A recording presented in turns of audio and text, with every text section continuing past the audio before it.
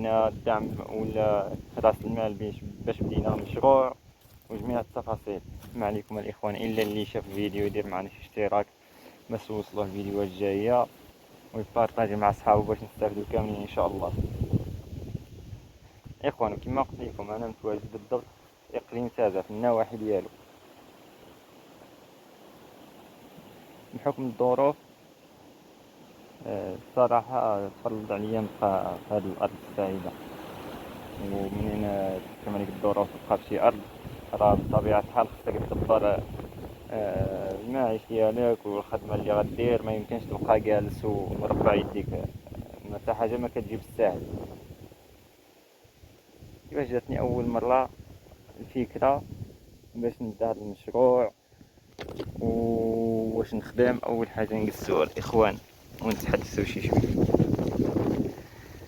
كما قلت لكم الاخوان كان ضروري ومن الاساسي انني نقلب على شي حاجه ما ندير، واحسن حاجه كنعرف نديرها انا هي تربيه المواشي.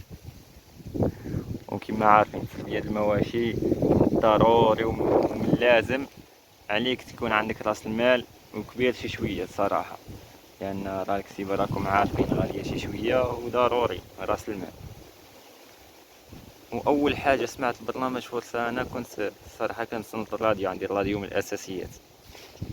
صنت الراديو تبعت معهم مراحل اشنو كيحتاجوا اشنو كيديروا، ومن الصدفه خليت السيت ديال برنامج فرصه في جوجل، راه معروف تقلبوا عليه تلقاوه.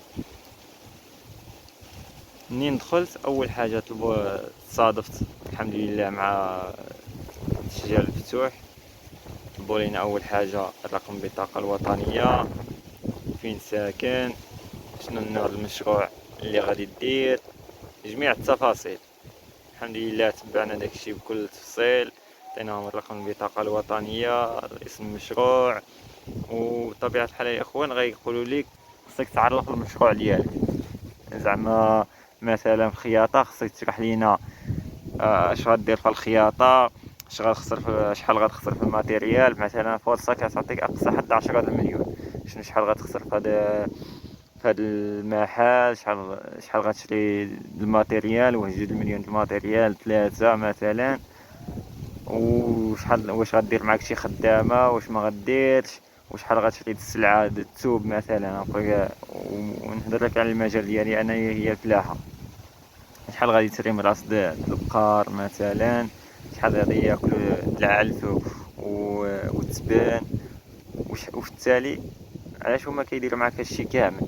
باش يعرفوا واش غادي يبقى لك شي ربح، واش اصلا انت عندك درايه بهذا المشروع اللي ماشي فيه، ولا غير ماشي جبهه كما كنقول. خصك تشرح لهم بالتفاصيل، وكل ما كان الحساب عندك دقيق وشحال غتبقى لك تربح وشحال غيبقى لك التفاصيل كامل والمخسور راه غتكون مزيانه. المهم شرحنا لهم جميع التفاصيل، كيصيفطوا لك واحد الميساج كيقول لك تسناو الى غيطريطيو الدوسي ديالك، وإلا تقبل راه غادي نصونيو عليك. ومن بعد ما دفعت تقريبا انا شهر جوج، شهر بالضبط شهر 6 ولا شهر 7 بالضبط 2023 بالضبط صوناولي جاوبتهم قالوا السلام عليكم. عاد داك الساعة كيتحدثوا معاك وكيعيطوا لك طلع عندهم الاخوان. والخدمه راه ضروري، ما يمكنش بنادم يبقى مربع يديه ولا داكشي. الحمد لله خصك غير دير السبب والكمال على الله الاخوان. والفيديو الجاي ان شاء الله نكملوا لكم شنو داروا معانا وشنو احتاجينا في الاوراق وشنو كاين في الدعم اللي مورا فرصه، واش كاين شي دعم، واش اصلا عطاوني الفلوس ولا ما عطاونيش.